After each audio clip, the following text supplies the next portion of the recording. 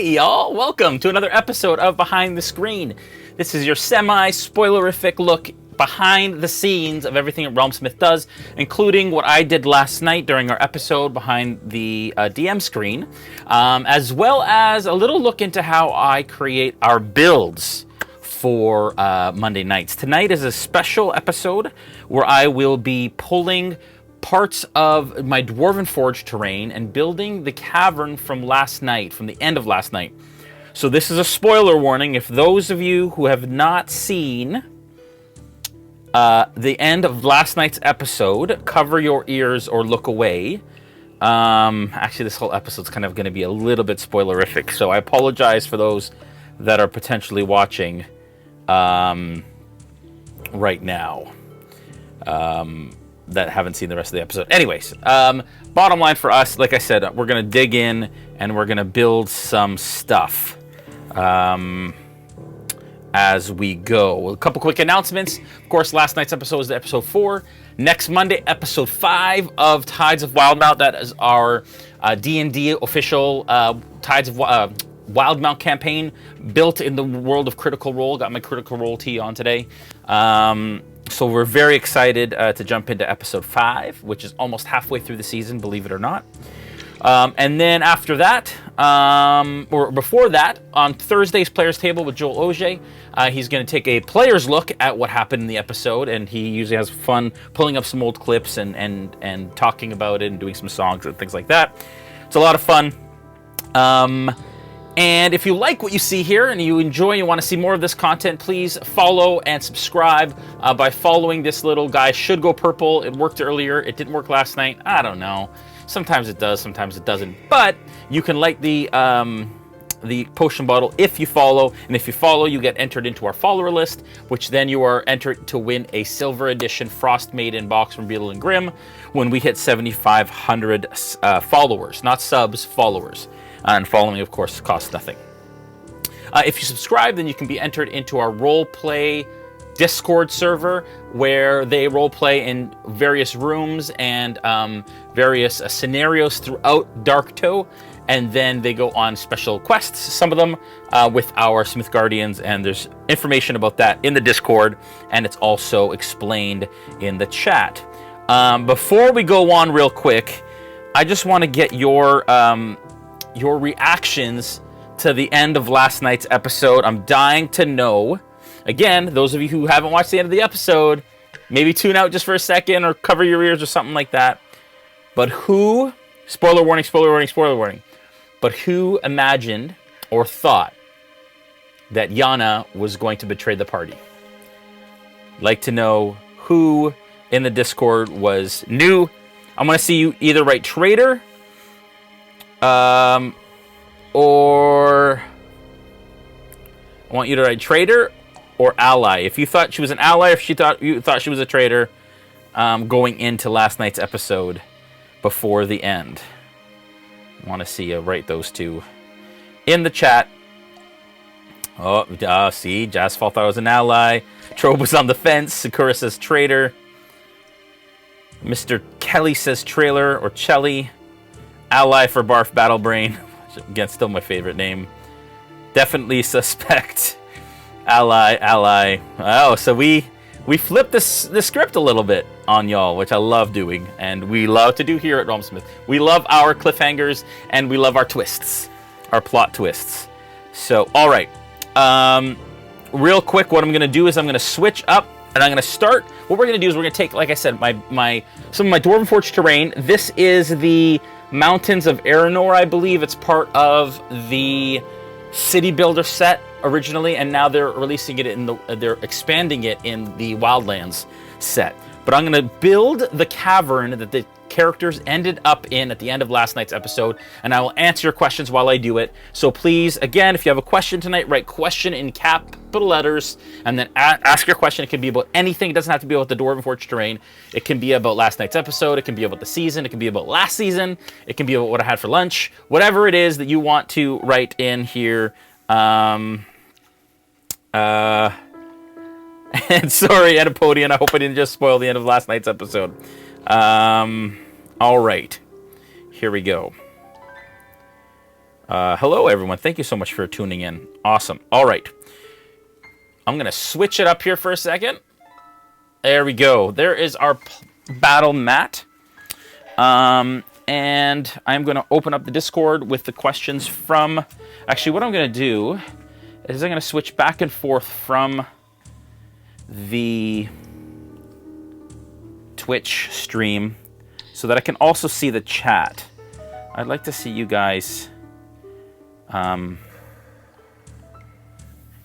what you guys are saying, too. Oh, turn your volume down, Jason. All right, so... Is this live? Are they on the internet? Yes, Blade, this is live. We are on the internet. These are my live hands on the table. Okay, so first off, again, I have the chat kind of sitting here so I can see what you guys are saying. Anapodian says he turned the sound off, so he missed it. I will tell you if I'm going to spoil it again. All right, here we go. Proof of life. All right, so we have the little tunnel that the party was coming down at the end of the episode, led by Yana and the rest. For those of you in the chat, don't spoil any more of the last night's episode. For those that have not watched it, don't talk about what happened because there are people watching that haven't seen it all. Okay, so here we go. First thing we're going to do, this is my big tub of Aranor Mountains terrain. Those Canadians will notice the Dollarama sticker on here. It is our version of a dollar store that we have here in Canada. All right. I have a question from JCLC already. Question, was the octopus they fought at the start a bit homebrewed? Seemed to have a lot more HP than normal, or was something else? So, that was taken from Out of the Abyss. That was the giant rocktopus. Actually, I'll show you the giant rocktopus right here. This is the one I painted yesterday in preparation for... That is the giant octopus from WizKids, is what that is. Oh, look at that auto. Will it auto focus? PTZ? Maybe not. Anyways, but yeah, that is the giant octopus from WizKids that I painted as a rocktopus. And it is from Out of the Abyss, and all of the stats are there. All right, so this is a really large cavern that they're in. I think I said it was like 70 by 70. So we've got like, this is the center line. So we have 5, 10, 15, 20, 25, 30, 35. So at least that large across on my grid here.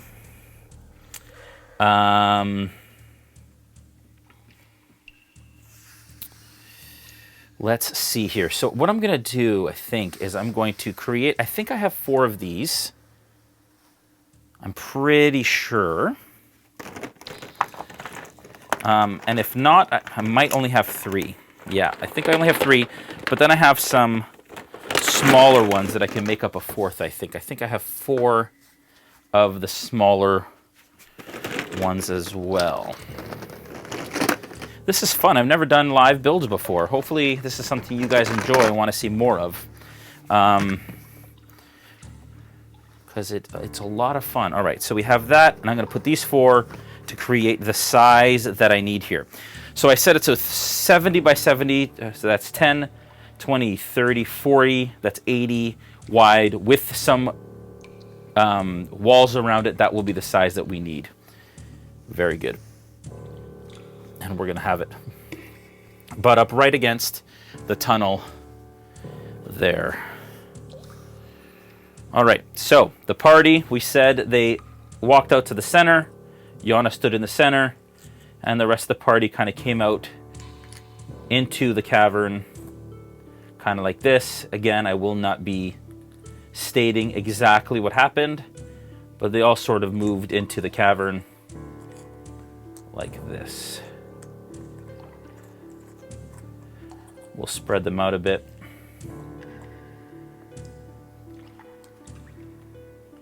Like that. All right, so that's kind of what we're working with. Question from Maverick 2. Did you really plan around the party having or not having enough food for the journey, or have to wing it once they found out they didn't have a lot of food? No, I actually planned for it. I knew that they'd probably run out of food. I had forgotten that Yanil had the create water, food and water spell. So I wasn't sure they were supposed to forage. I had foraging rules from out of the abyss. But I was prepared for that. So what we're going to do is we're going to open up this cavern here like this. I like these walls. So Dwarven Forge has two kind of different walls. One is kind of a jagged front wall and one is a flat one. I like to kind of mix them up, but these look a bit more natural. And I do want to come around. I said it was circular, so we're going to kind of create a circular approach to the walls here as we go around.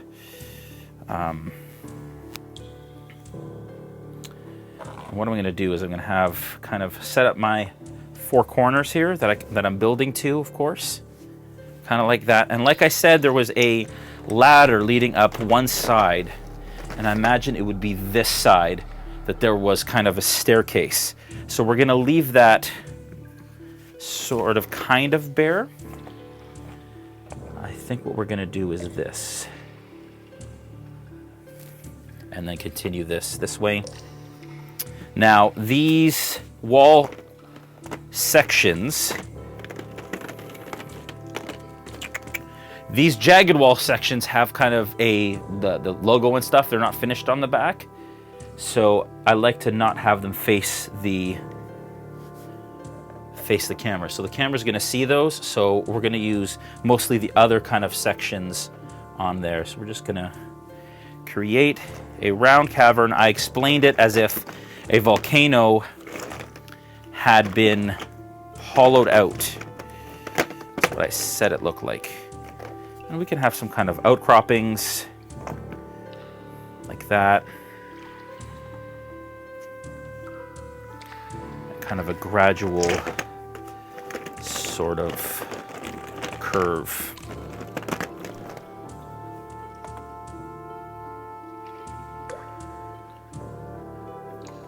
Like that. Now it obviously wouldn't be perfect. I have this kind of sticking out here, and I'll build up sort of some things in there after I've started. Question.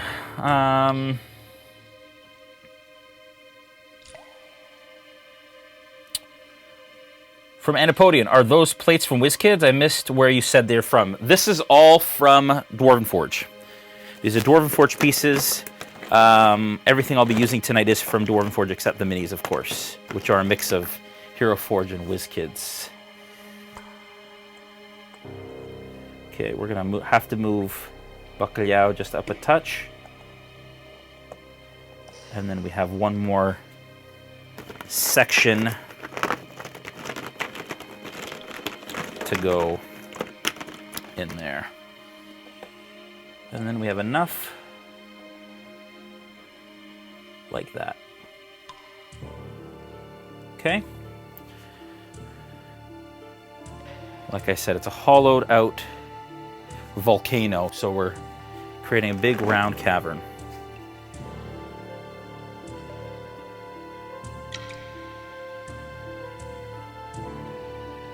Remind them to buy torches next time. We absolutely have to. JC Elsie asks, is Plunk going to make it through this season? Yesterday he almost ended up as Kentucky Fried Kenku. I know. It was something. Plunk loves to do the unexpected, and I think that's mostly because Joel likes to do the unexpected. I think that's where it comes from. I think Joel in general kind of likes to keep people on their toes, I should say.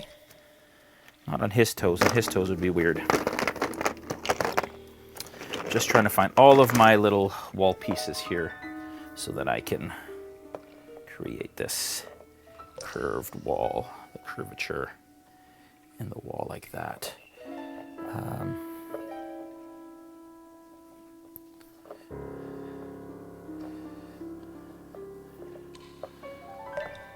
Like that. Cool. Now I am going to make it more interesting than this. This isn't going to be the way it'll end up. I am going to add some other kind of features and things to make it a bit more interesting.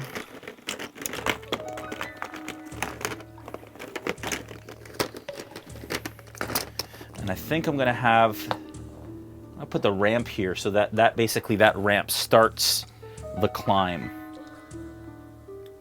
up to where I said they could see sunlight. Like that. Let's continue this side of the cavern.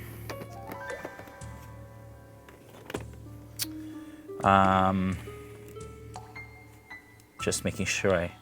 Question, I'm watching Sentinels of the Storm at the moment. Thank you, Barf Battlebrain, that's great. I love it.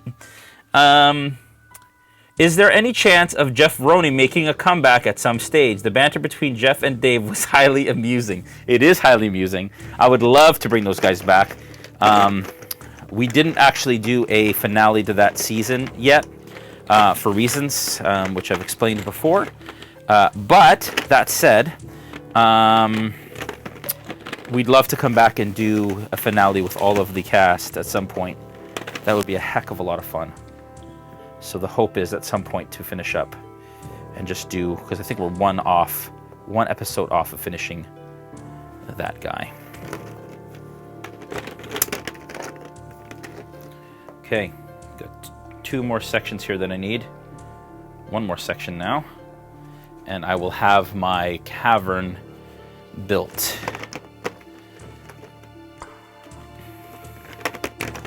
I'm just going to use one of these, trade that out for that, because you're not going to see that on camera. And then, there we go. So that is my semi-circular base of a volcano sort of situation. But, I mean, that's pretty boring as far as kind of setups go. I do like the fact that there is a ramp here that you can't even see it, but that bolt can kind of start to, and you can't see it, and maybe I'm going to do this so that you can see it. So it looks like there's a ramp and then kind of stairs. It kind of almost looks like a track, but so that they know what that is. I wanted to kind of build a bigger kind of system, like almost like a switchback system. I might still do that. I'm going to think that through in a second. But now what I'm going to do is I'm just going to throw, so there's a bunch of these kind of cool outcroppings. I'm just going to add a bunch of those in some areas here. Kind of freestanding. There's really cool ones too, which kind of look like the peaks of mountains and such. Put that guy right here. And then you can grab kind of like a root system. Well, these are trees for outside mountains, but why not inside? Why wouldn't a root start kind of growing in there? I got another one of these, but I'm going to put one of these bad boys over in this corner on the other side of this. So that as you climb, maybe there's a little bit of cover as they start to climb that ladder. I do have a smaller ladder here, which I can kind of... I want to sort of do this so that it gives you the idea of a switchback. So what I'm going to do...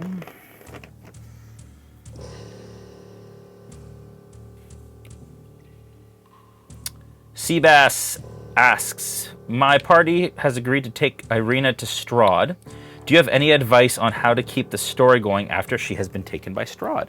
Great question. This is a spoiler warning for those that have not watched our Into the Mist campaign. Real quick, I will explain that, yeah, absolutely. The adventure, as written, does have information of how to continue the story if the characters take her to Strahd, or when she disappears and he gets really angry. So I would look into that. I don't want to give away too much about the future of the campaign. But, I mean, also, there's many different ways that you can, as well, kind of on your own, decide to kind of affect it. yeah, what happens when they take... I mean, and Strahd gets Irina. I mean, Strahd always has something he wants. And actually, it does say... I will say this. It does say in the text, in the book, in Curse of Strahd, that he changes his gaze. He turns his gaze from Irina to the party and Esmeralda at one point.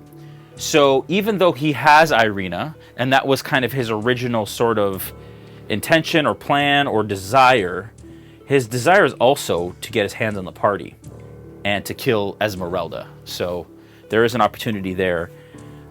Just because she's gone or he has her doesn't mean he's done and no longer has anything else that he wants. So, all right, going to build some kind of mid...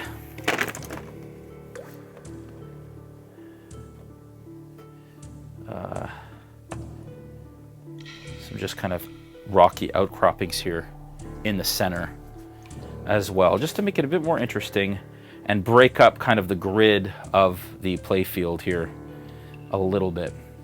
But I am liking how that's looking, I think.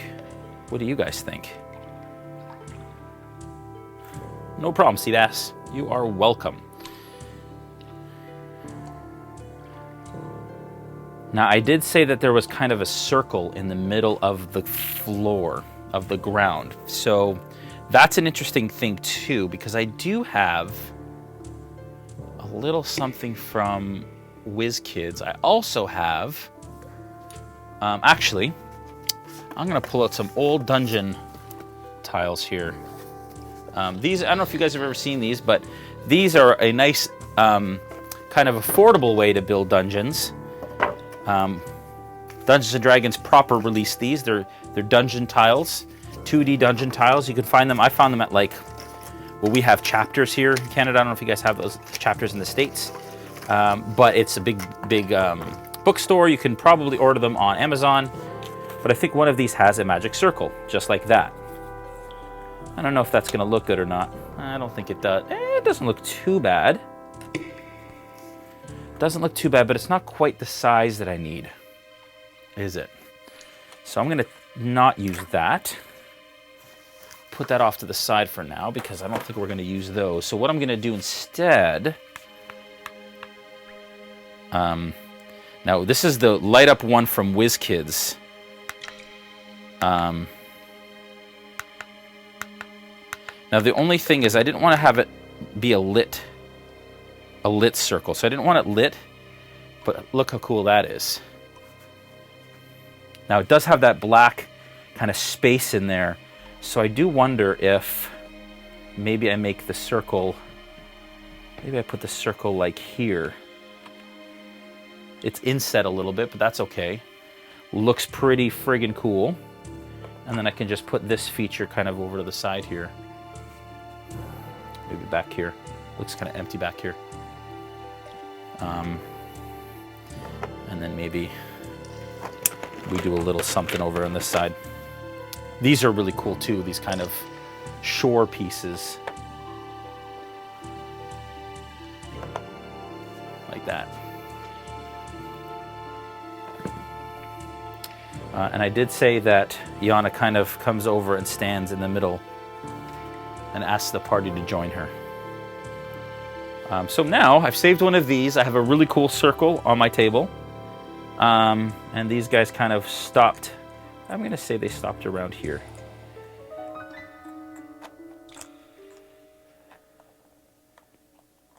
Like that. Just like that. Looking good. What I'm going to do is I am going to zoom a little bit here for you folks so you can kind of see.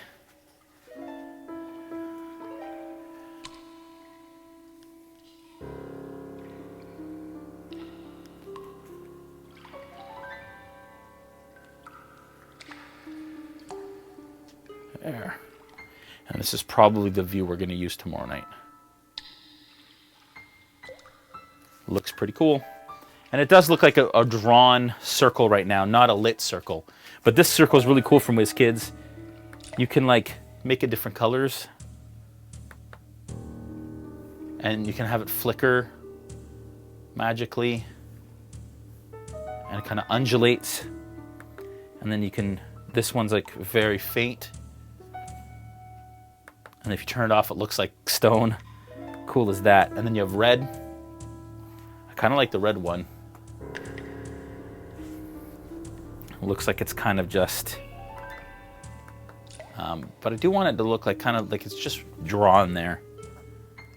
Put you on it, like I said, in the middle there. Is there anything else I can do to the build to make it look even more interesting? Question from Anaponian. How do you decide when you have enough in the build? I know I would have a tendency to complicate it. How do you, Jason, decide when to stop? Good question. I have a tendency to overcomplicate too. Time is always a question. I could never have enough time in my day to do what I want to do from a build perspective. But as long as it covers all of the facets of what I need. So the want versus need sort of scenario, right? Like, you know, I could do a lot more here. I could add a lot more. But is it really going to do much to make the build even more interesting? Not necessarily, right? So I could continue to kind of build around, make things more complex, add more things to it. And that's not necessarily going to make it better.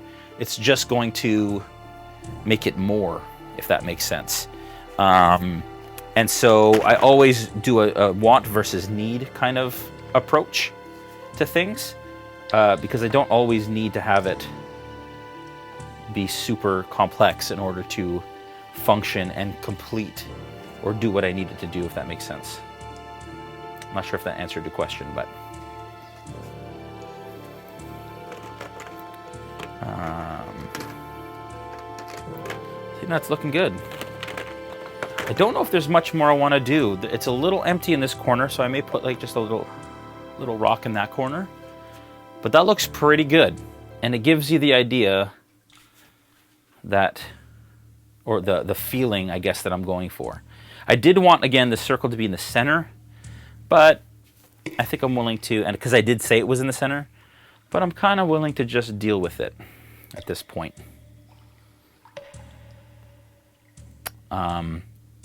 What I will do is the players haven't really kind of investigated this area, but I am going to add some crates and things, some boxes and so on, kind of in the corners. This is a bit of a safe house of sorts, or like a secret sort of place. So I'm going to add a couple crates there, and some supplies. So I'm going to get out my handy dandy supply tray, or set of trays, which I put somewhere to use, and I don't know where they went.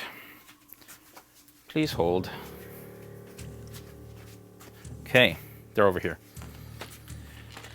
So this is Inside Baseball, folks. I've got 2 of these sort of clear containers, and this is where I put all of my little props.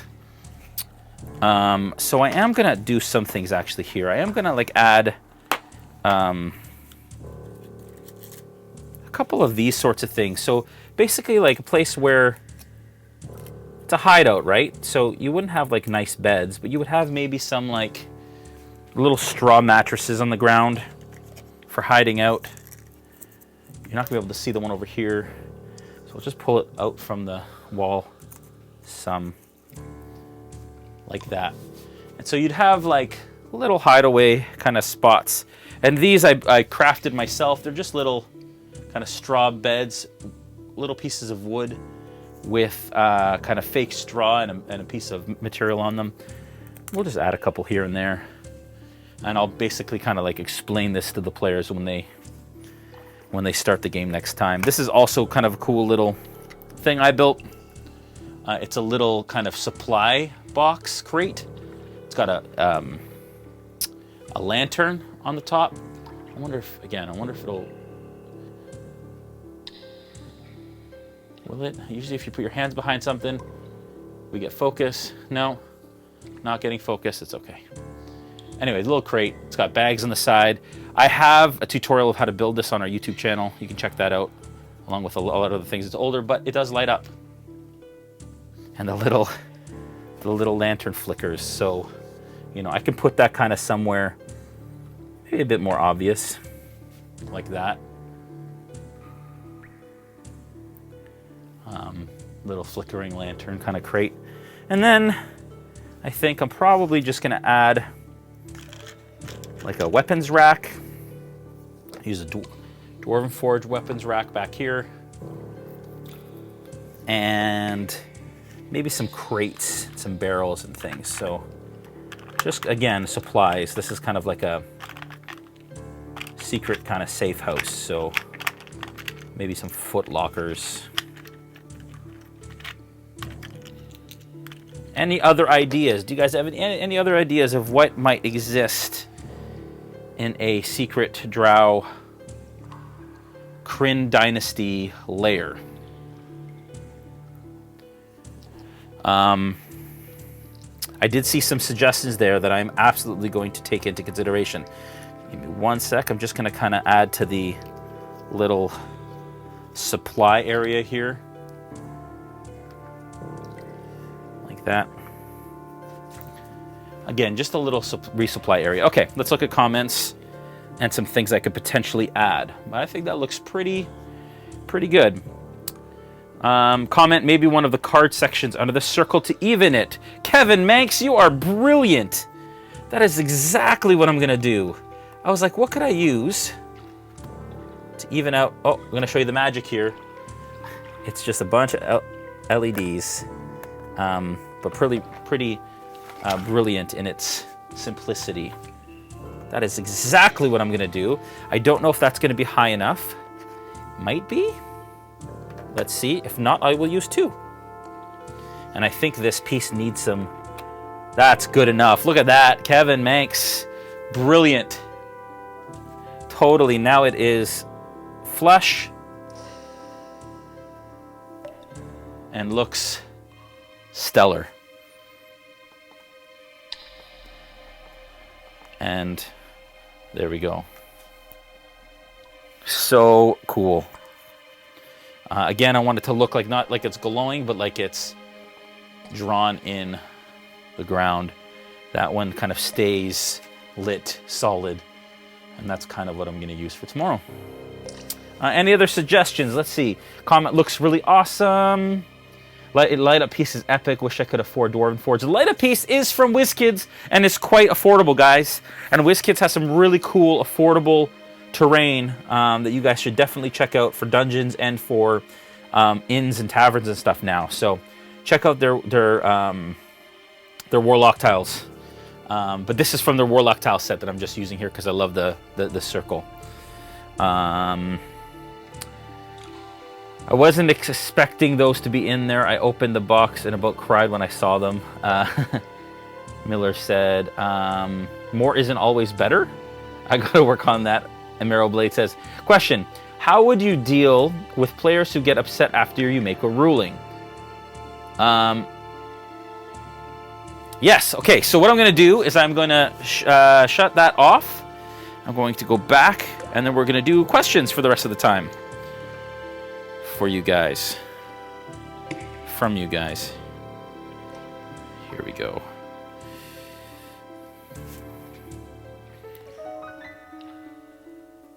All right. I'm going to turn that off so that we don't waste batteries. Turn that off like that. There we go. All right.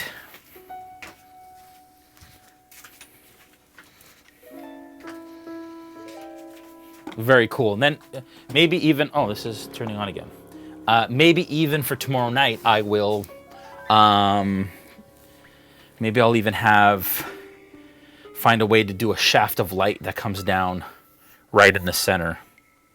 So that we get the idea of the entrance happening. That'd be very cool. Okay.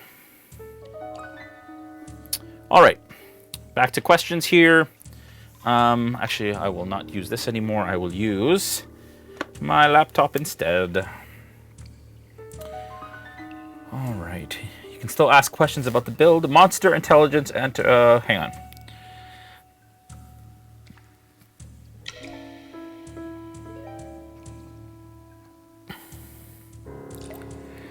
Okay, I think I'm back to where we were. Yep, looks really awesome. Question, this is Adabelle Rosette, how would you deal with players who get upset after you make a ruling? That's a tough one. I've had it happen. Some of the players at the table have gotten a little miffed about a ruling. Sometimes it's good just to take a little bit of break. If people want to just kind of like chill for a sec and okay, things are a little tense because of some rulings or the way that things went a little bit. Maybe sometimes it's good to just say, okay, everyone, let's just take a 20-minute break. And also just remind your players that now isn't necessarily the time to discuss it. Let's discuss it after. Let's let the ruling stay. That's the call I've made. But for the sake of everybody's fun, let's talk about it after the fact. And I'm also somebody who I know I'm not the best when it comes to rules. I know I'm not the best when it comes to kind of making decisions based on the subject matter all the time. So I'm open to hearing. If somebody says, oh, that's not how it works, I'm like, oh, okay, well, tell me how it works. And then if I make a final ruling, then that should stand for the sake of the fun at the table. So, and then, again, I always pull my players aside. If there's an issue, just say, hey, how did you feel about that? What could we have done differently? How could we prepare for that better in the future? But the players that I've had have always been really reasonable. So when I explain myself, in the moment they get a little miffed or whatever, but then we talk about it and we're able to work it out. And that's the nice thing about playing with a bunch of buddies around a table. Have you heard from Christina? She was later in the episode in the chat. Seems her wrist was going to be okay. It is going to be okay. It is not broken. And I am told that she will be here this coming Monday back as Gaziel, which I'm very happy about. She was definitely missed. Question, follow-up, so set function first, then fill with this. Exactly. I feel the Anapodian is asking, so is it about function first? Absolutely. Set up the function, and then I basically like build around with some cool set dressings and things like that. That's kind of the approach that I take.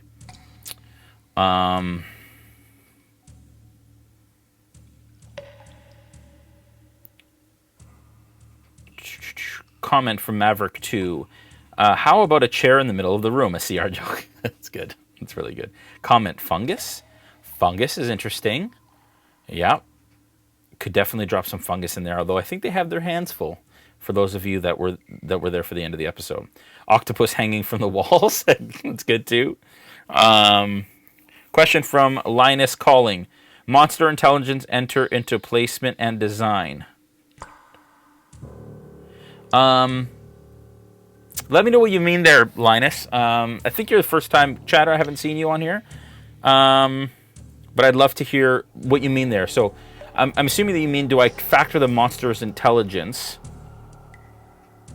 into the placement and design of my builds? Let me know what you think there.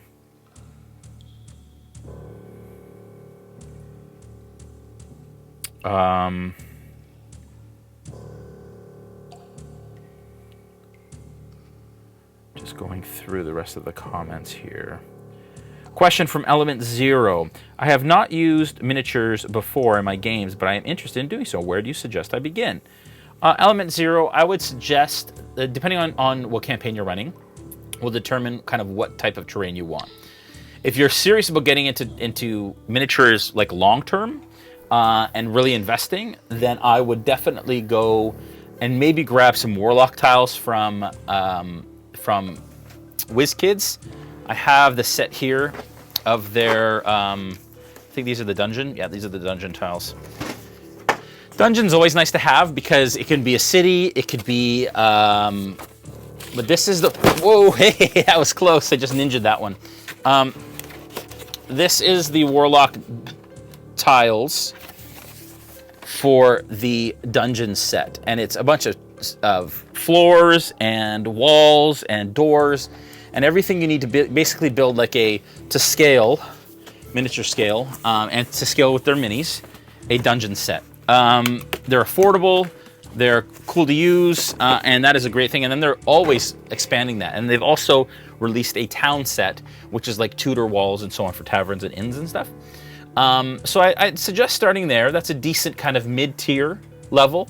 Kind of lower tier if you just want to try, if you don't know that, you know, if Theater of the Mind is the thing that your group has always done, and you just want to kind of try doing minis, then I would suggest doing...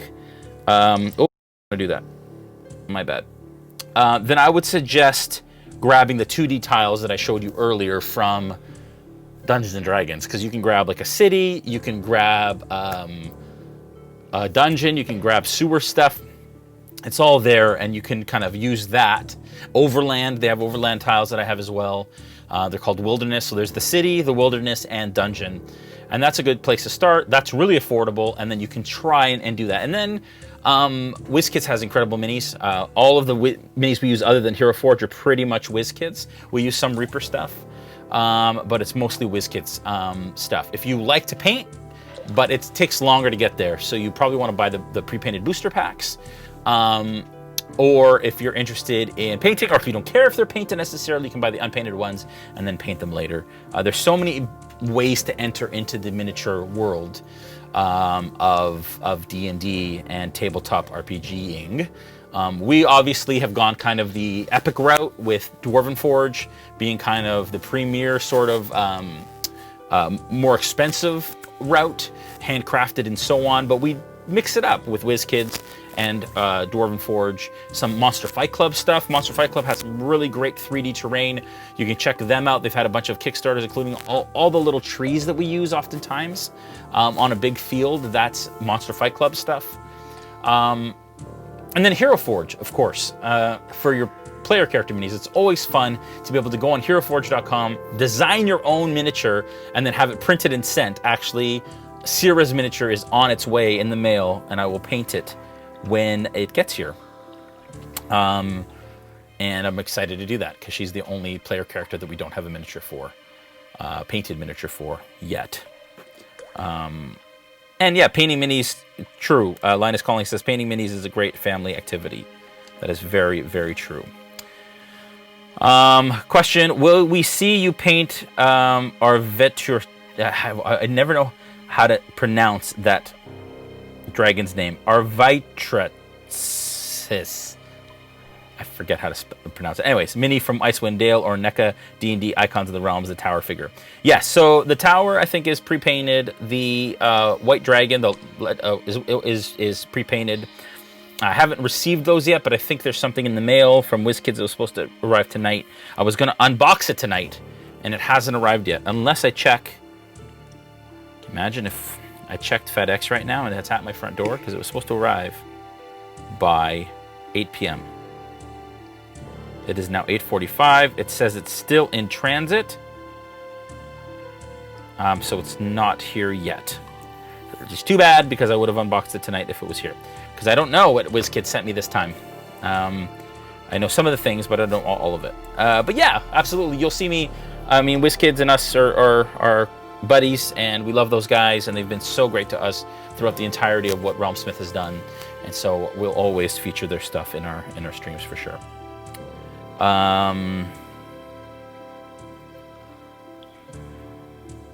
Question from I never know how to... Leah C. I'm the Learned. I'll just call you Leah. A question. Well, more of a request. My party has found a map that has 4 question marks on it and 2 X's. Ideas for the question mark and X's would be helpful to give a direction. Forest, hill, terrain. Sorry, I'm not quite sure. Well, more of a request. My party has found a map that has 4 question marks on it and 2 X's. Ideas for the question mark and X's would be helpful to give me a direction. Forest and hill terrain. I'm not sure what you mean totally, but yeah, forest and hill terrain. I mean, again, forests for trees. Monster Fight Club has some really affordable trees. You can also 3D print your own trees and your own hills. And then what I used to do, actually, I don't know why my voice cracked there. What I used to do when I first started is papercraft. We have tons of papercraft. If you go to Fat Dragon Games, you can print out papercraft and create these pretty awesome things through papercraft. I've created trees, I've created buildings, and if you look back kind of in our crafting videos and in our live streams, you'll see a ton of papercraft that's a pretty cool, affordable way, but it takes some time to build. Yeah, S Good Guy says it's just the ancient white dragon. I know. I just never know how to say the dragon's name. Who is the big elf on your left? Is good looking. Oh, that's a great question, Night Road. I appreciate you asking. This big elf on the left is a Hero Forge miniature. It was printed by a company that we use to print all of our Hero Forge minis. Oh gosh, they follow our Instagram. I keep forgetting what they're called. 3D printed print. Oh my gosh, I feel so bad. Anyways, but the gentleman that printed all of our minis, I asked him for a McGill statue. So this is the statue of the character McGill, who passed away, who used to play on Sentinels of the Storm. This was his character McGill, and so we wanted him immortalized, not eternalized, but I guess eternalized too, immortalized for our studio. And so they printed it up, they sent it to me, I sanded it down and primed it and painted it. And it was just a dry brush of like copper and gold colors. And so that's our McGill that sits up here and watches us play. Very, very cool.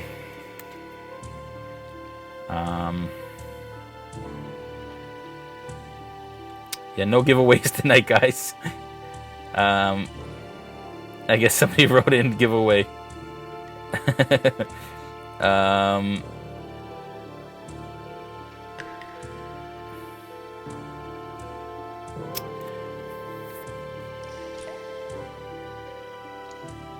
Awesome. Anapodian says,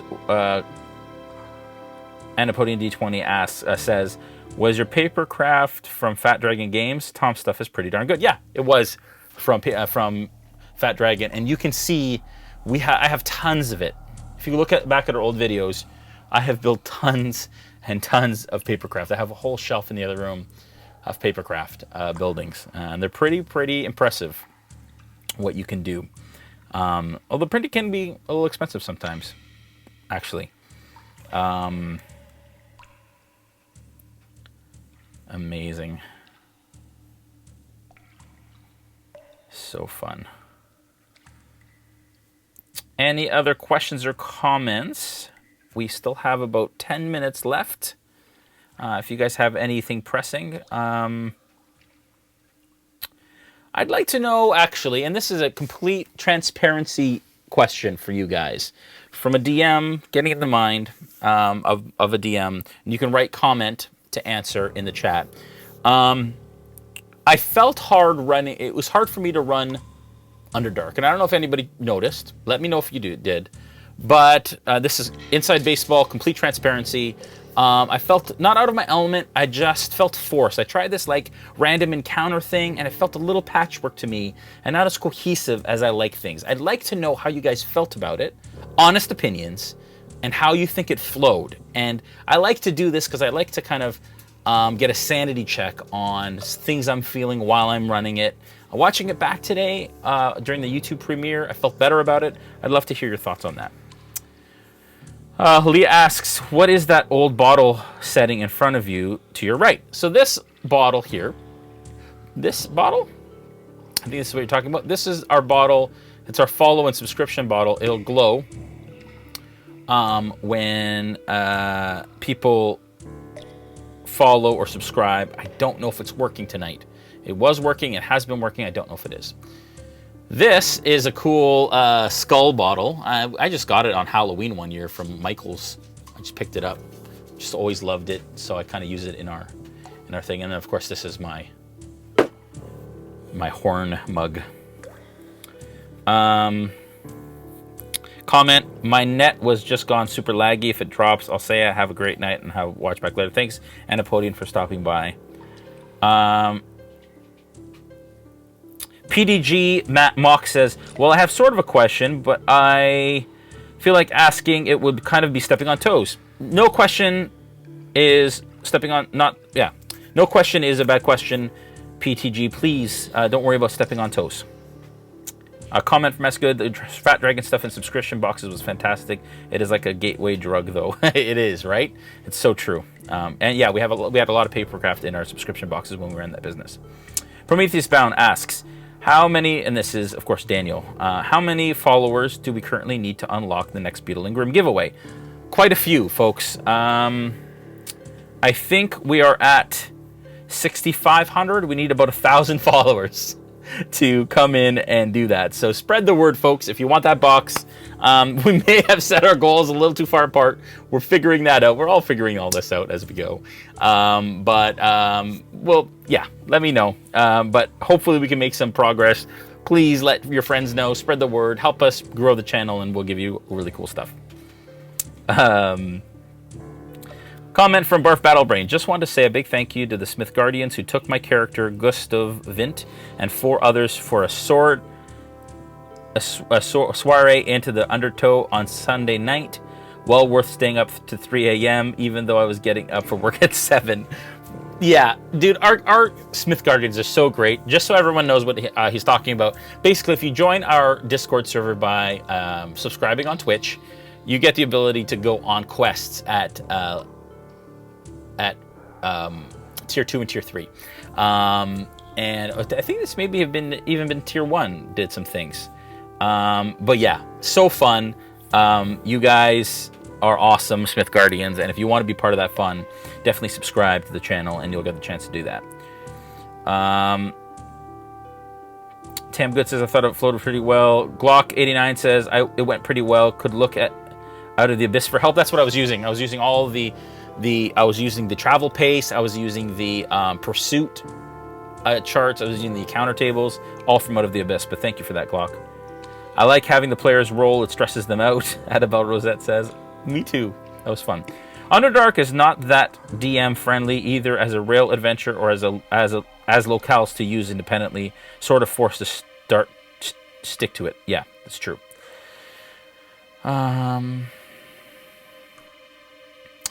Finke says, I thought the Underdark was run well. It's hard to balance the encounters and the madness. I thought the madness maybe started a bit early, but otherwise I've been enjoying watching the crew handle it. Thank you for that. And I like it. Thank you. That's really great feedback. Sunday was a tier 1 adventure. It was amazing. I had trouble understanding passage of time, even with the narrative of X days later. I couldn't keep track. True. So that's hard, right? So when I go, okay, they were down there 16 days. So that's 2 weeks in caverns. Madness probably does set in at some level. But the passage of time like that is difficult. That's another hard thing that I have. Another thing I have a hard time with. All right.